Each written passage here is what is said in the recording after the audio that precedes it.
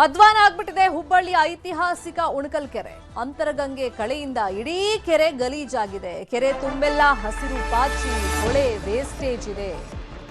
ಇನ್ನು ಕೆರೆ ದಂಡೆ ಸುತ್ತಲೂ ಟನ್ಗಟ್ಲೆ ಹಸಿ ಕಳೆ ಇದೆ.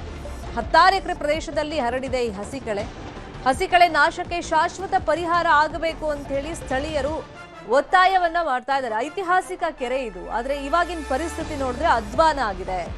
ಕಳೆನಾಶದ ಹೆಸರಲ್ಲಿ ಲಕ್ಷಾಂತರ ರೂಪಾಯಿಯನ್ನ ಲೂಟಿ ಮಾಡಲಾಗ್ತಾ ಇದೆಯಾ? ಹಣ ಏನೋ ಅದಕ್ಕೆ ಬರ್ತಾ ಇದೆ, ಅನುದಾನ ಸಿಗ್ತಾ ಇದೆ ಕೆರೆ ಮೇಂಟೆನೆನ್ಸ್ಗೆ, ಆದ್ರೆ ಆ ಹಣ ಎಲ್ಲಿ ಹೋಗ್ತಾ ಇದೆ? ಹಂಗಾದ್ರೆ ಕಳೆನಾಶದ ಹೆಸರಲ್ಲಿ ಈ ಹಣವನ್ನ ಲೂಟಿ ಮಾಡ್ತಿದ್ದಾರೆ ಅನ್ನೋ ಆರೋಪ ಕೇಳಿ ಬರ್ತಾ ಇದೆ. ಹಣ ಖರ್ಚಾದ್ರೂ ಕೆರೆ ಮಾತ್ರ ಕ್ಲೀನ್ ಆಗ್ತಾ ಇಲ್ವಂತೆ. ಹಂಗಾರೆ ಯಾರ ಜೇಬಿಗೆ ಹೋಗ್ತಾ ಇದೆ? 240 ಎಕರೆ ವ್ಯಾಪ್ತಿಯ ಕೆರೆಗೆ ಕಾಯಕಲ್ಪ ಬೇಕಾಗಿದೆ. ಸ್ಮಾರ್ಟ್ ಸಿಟಿ ಯೋಜನೆಯಡಿಯಲ್ಲಿ ಕೆರೆ ಪಕ್ಕದಲ್ಲಿ ಪಾರ್ಕ್ ನಿರ್ಮಾಣ ಆಗಿದೆ. ಬೋಟಿಂಗ್ ವ್ಯವಸ್ಥೆ, ವಾಕಿಂಗ್ ಟ್ರ್ಯಾಕ್ ನಿರ್ಮಾಣ ಆಗಬೇಕಾಗಿದೆ. ಇದು ಸದ್ಯದ ಉಣಕಲ್ ಕೆರೆಯ ಪರಿಸ್ಥಿತಿ. ಹಿಂದೆ ಉಣಕಲ್ ಕೆರೆಗೆ ತನ್ನದೇ ಆದ ಒಂದು ಖ್ಯಾತಿ ಇತ್ತು, ಪ್ರಸಿದ್ಧಿಯನ್ನ ಪಡ್ಕೊಂಡಿತ್ತು, ಐತಿಹಾಸಿಕ ಕೆರೆ ಅಂತ ಗುರುತಿಸ್ಕೊಂಡಿದೆ. ಆದ್ರೆ ಇವತ್ತಿನ ಪರಿಸ್ಥಿತಿ ನೋಡಿ, ಅಧ್ವಾನ ಆಗಿ ಹೋಗಿದೆ.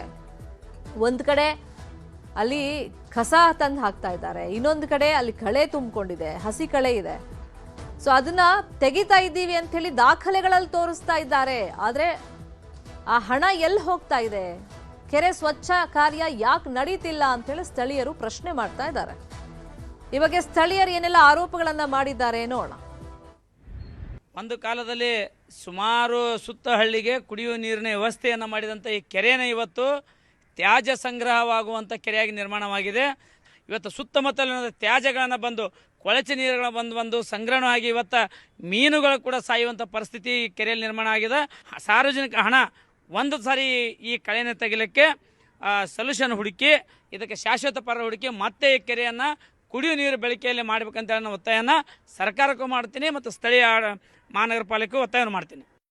ಹುಬ್ಬಳ್ಳಿ ಧಾರವಾಡ ಕಾರ್ಪೊರೇಷನ್ ಪಾಲಿಕೆ ಏನು ಮಾಡ್ತಾ ಇದೆ ಅಂದರೆ, ಅನುದಾನ ತರ್ತಾರೆ, ಶಾಸಕರ ಅನುದಾನ, MP ಅನುದಾನ ತರ್ತಾರೆ, ಮತ್ತು ಕೊಳೆ ಮತ್ತು ಕೊಳಚೆ ನೀರು ಶುದ್ಧೀಕರಣ ಮಾಡ್ತೀವಿ ನಾವು, ಹಂಗೆ ಕಳೆ ತೆಗಿತೀವಿ, 100 ಕೋಟಿ ತಂದು ಮತ್ತು ದುಂದುವೆಚ್ಚ ಮಾಡ್ತಾ ಇದ್ದಾರೆ. ಪಾಲಿಕೆ ಅಧಿಕಾರಿಗಳು ಏನು ಮಾಡ್ತಾ ಇದ್ದಾರೆ ಅಂದರೆ ನಿದ್ದೆಗಣ್ಣಿನಲ್ಲಿದ್ದಾರೆ, ನೋಡ್ತಾರೆ, ಸುಮ್ಮನೆ ಬರ್ತಾರೆ. ಸಾರ್ವಜನಿಕರಿಗೆ ಅಡ್ಡಾಡಲಿಕ್ಕೆ ತೊಂದರೆ ಆಗುತ್ತೆ. ಅಲ್ಲಿ ಡ್ರೈನೇಜ್ ನೀರು, ಕೊಳಚೆ ನೀರು ಮುಂತಾದ ನೀರು ಎಲ್ಲ ಬಂದು ಕೆರೆಯಲ್ಲೇ ಸೇರ್ಕೋತಾ ಇದೆ. ಏನು ಇದಕ್ಕೊಂದು ಶಾಶ್ವತವಾದ ಪರಿಹಾರ ಕಂಡುಹಿಡಿತಾ ಇಲ್ಲ. ಒನ್ಸ್ ಅಪಾನ್ ಅ ಟೈಮ್ ಇಡೀ ಹುಬ್ಬಳ್ಳಿ ಧಾರವಾಡಿಗೆ ನೀರು ಕೊಡ್ತಿತ್ತು ಅದು. ಇವತ್ತಿಗೆ ಅದು ನೀರು ಕುಡಿದು ಹೋಗ್ಲಿ, ಅಲ್ಲಿ ಅರ್ಬಿ ಹೋಗಕ್ಕೆ ಸುದಕ್ಕೆ ಸಾಧ್ಯ ಇಲ್ಲ. ಅಲ್ಲಿ ಕೆಲವೊಂದು ಹೆಣ್ಮಕ್ಳು ಹೋಗಿತ್ತಿದ್ರು, ಕೇಳಿದ್ರು, ಪೂರಾ ಅರ್ಬಿ ಹರಿದು ಹೋಗ್ಯಾವಂತಾರೆ ಎಲ್ಲ. ಪೂರಾ ಕೆಮಿಕಲ್ ಪೂರಾ ಅದೈತೆ, ಸಲ್ಫರ್ ಡೈಆಕ್ಸೈಡ್ ಮೇನ್ ಆಗೈತೆ ಅಂತಾರೆ ಅದ್ರೊಳಗೆ. ಆಮೇಲೆ ನೀರೇನೈತಿ ಪೂರಾ ನೀಲಿ, ಆಮೇಲೆ ಇದ್ರದ್ದು ಕೆಂಪು ಬಣ್ಣ ಮಿಶ್ರಿತ ಪಾಚಿ ಪೂರಾ ಅದ್ರಾಗೈತಿ. ಫುಲ್ಲು ಕ್ಲೀನಿಂಗ್ ಆಗ್ಬೇಕು ಅದು ಪೂರಾ. ಆಮೇಲೆ ಅದ್ರೊಳಗೆ ಕೆಲವೊಂದು ಪಕ್ಷಿಗಳು ಅದಾವ್ರಿ, ಅವು ಅದ್ರ ಮೇಲೆ ಆಹಾರ ಮೇಲೆ ಇದನ್ನ ಅದಾವೆ, ಏನೋ ಅವಲಂಬನೆ ಅದಾವೆ, ಅವು ಸುದಕ್ಕೆ ಸತ್ತಿದ್ದು ನಾನು ನೋಡೇನ್ರಿ. ಇದು ಸ್ಥಳೀಯರು ಮಾಡ್ತಿರುವಂತ ಆರೋಪ. ಈ ಹಿಂದೆ ಕುಡಿಯೋ ನೀರಿಗೆ ಇದೇ ಕೆರೆ ಮೇಲೆ ಆ ಭಾಗದಲ್ಲಿ ಸುತ್ತಮುತ್ತ ಜನ ಡಿಪೆಂಡ್ ಆಗಿದ್ರು. ಆದ್ರೆ ಈಗಿನ ಪರಿಸ್ಥಿತಿ, ಬಟ್ಟೆ ತೊಳೆಯೋದಕ್ಕೂ ಆ ನೀರು ಯೋಗ್ಯವಲ್ಲ. ಆ ನೀರಲ್ಲಿ ಬಟ್ಟೆ ತೊಳೆದ್ಬಿಟ್ರೆ ಬಟ್ಟೆನೇ ಹಾಳಾಗ್ತಿದೆ, ಅಷ್ಟ್ರ ಮಟ್ಟಿಗೆ ಅದು ಕಲುಷಿತಗೊಂಡಿದೆ ಅಂತೇಳಿ ಆರೋಪಗಳನ್ನ ಮಾಡ್ತಾ ಇದ್ರು. ಇಲ್ಲಿ ಲಕ್ಷ ಹಣ ಖರ್ಚಾಗ್ತಾ ಇದೆ ದಾಖಲೆಗಳಲ್ಲಿ, ಪೇಪರ್ ಮೇಲೆ, ಆದ್ರೆ ಕೆಲಸ ಮಾತ್ರ ಆಗ್ತಾ ಇಲ್ಲ. ಅಂದ್ರೆ ಕ್ಲೀನ್ ಮಾಡುವಂತ ಕೆಲಸ ಅಲ್ಲಿ ಅಧಿಕಾರಿಗಳು ಮಾಡ್ತಾ ಇಲ್ಲ, ಹಣವನ್ನ ಲೂಟಿ ಮಾಡ್ತಿದ್ದಾರೆ ಅನ್ನೋ ಆರೋಪಗಳು ಕೇಳಿ ಬರ್ತಾ ಇದೆ. ಇದೇ ವಿಚಾರವಾಗಿ ಇನ್ನಷ್ಟು ಡೀಟೇಲ್ ಆಗಿ ಇನ್ಫಾರ್ಮೇಶನ್ ಅನ್ನು ಕೊಡ್ತಾ ಹೋಗೋದಕ್ಕೆ ನೇರ ಸಂಪರ್ಕದಲ್ಲಿ ಕನೆಕ್ಟ್ ಆಗಿದ್ದಾರೆ ನಮ್ಮ ರಿಪೋರ್ಟರ್ ಶಿವರಾಮ ಸುಂಡಿ. ಇತಿಹಾಸ ಇರುವಂತ ಕೆರೆ ಇವತ್ತು ಬಟ್ಟೆ ತೊಳೆಯೋಕ್ಕೂ ಯೋಗ್ಯ ಇಲ್ಲ, ನೀರು ಅಷ್ಟ್ರ ಮಟ್ಟಿಗೆ ಕಲುಷಿತಗೊಂಡಿದೆ. ಕಸ ತಂದು ಹಾಕ್ತಾ ಇದ್ದಾರೆ, ಅದ್ರ ಜೊತೆಯಲ್ಲಿ ಕಳೆ ಬೆಳ್ಕೊಂಡಿದೆ. ಯಾಕೆ ಅದನ್ನ ತೆಗೆಯೋ ಕೆಲಸವನ್ನ ಅಲ್ಲಿ ಸಿಬ್ಬಂದಿ ಮಾಡ್ತಾ ಇಲ್ಲ? ಶರ್ಮಿತಾ, ಒಂದು ರೀತಿಯಲ್ಲಿ ಏನು ಉಣಕಲ್ ಕೆರೆ ಅಂದ ಕೂಡಲೇ ಏನು ಒಂದು ರೀತಿಯಲ್ಲಿ ಹಣ ಹಾಕುವಂತಹ ಅಂದರೆ ಹಣದ ಹೊಳೆನೇ ಹರಿದಿರುವಂತಹ ಒಂದು ಕೆರೆ ಅಂತ ಹೇಳ್ಬೋದು.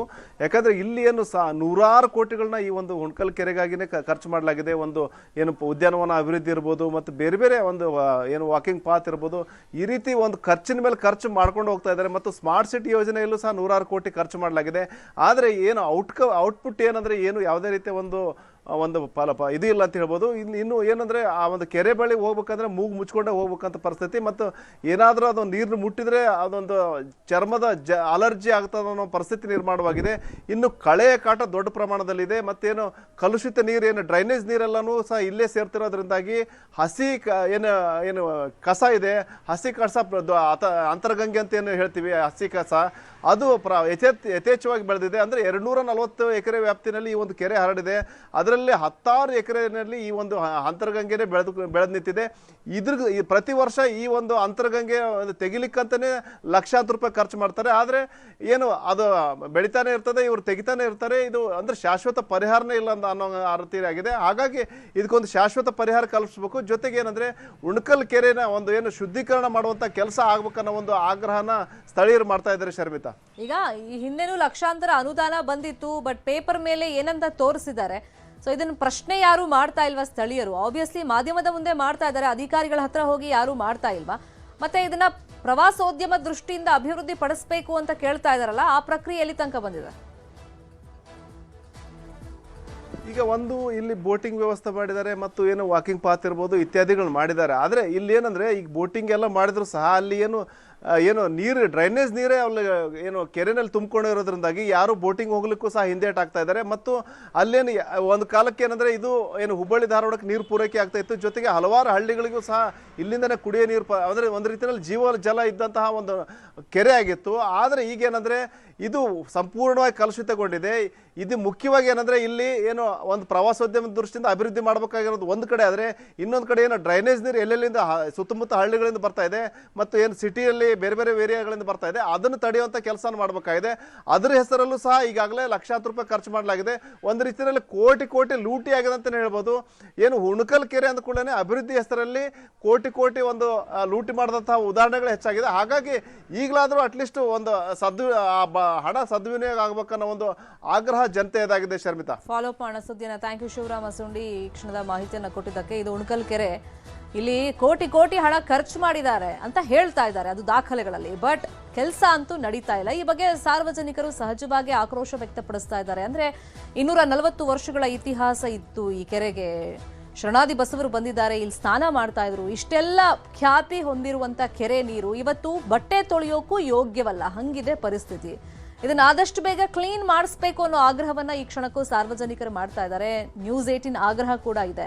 ಅಂದ್ರೆ ಹಣಕ್ಕೆ ಕೊರತೆ ಇಲ್ಲ, ಹಣ ಇದೆ, ಆದ್ರೆ ಆ ಹಣ ಯಾರ ಜೇಬಿಗೆ ಹೋಗ್ತಿದೆ ಅನ್ನೋದು ಇಲ್ಲಿ ಪ್ರಮುಖ ಪ್ರಶ್ನೆ ಆಗಿದೆ. ಪ್ರತಿ ವರ್ಷನೂ ಹಣ ಅಂತೂ ರಿಲೀಸ್ ಆಗ್ತಾ ಇದೆ. ಈ ಕೆರೆಯನ್ನ ಅಭಿವೃದ್ಧಿ ಪಡಿಸಬೇಕು, ಪ್ರವಾಸೋದ್ಯಮ ದೃಷ್ಟಿಯಿಂದ ಅಭಿವೃದ್ಧಿ ಪಡಿಸಬೇಕು, ಕ್ಲೀನ್ ಮಾಡಿಸ್ಬೇಕು ಅಂತೇಳಿ ಈ ಸುದ್ದಿಯನ್ನ ಫಾಲೋ ಅಪ್ ಮಾಡ್ತೀವಿ. ಈಗ ಒಂದು ಬ್ರೇಕ್ ಇರುತ್ತೆ. ಬ್ರೇಕ್ ಆದ್ಮೇಲೆ ಸಾಲು ಮರದ ತಿಮ್ಮಕ್ಕ ಪಾರ್ಕ್ ಕಾಮಗಾರಿ 7 ವರ್ಷಗಳಿಂದ ನಡೀತಾಲೇ ಇದೆ, ಕಂಪ್ಲೀಟ್ ಮಾತ್ರ ಆಗಿಲ್ಲ. ಎಲ್ಲಿ ಏನ್ ಸಮಸ್ಯೆ ಆಗ್ತಾ ಇದೆ ಮಾಹಿತಿ ಕೊಡ್ತೀವಿ ಬ್ರೇಕ್ ಆದ್ಮೇಲೆ.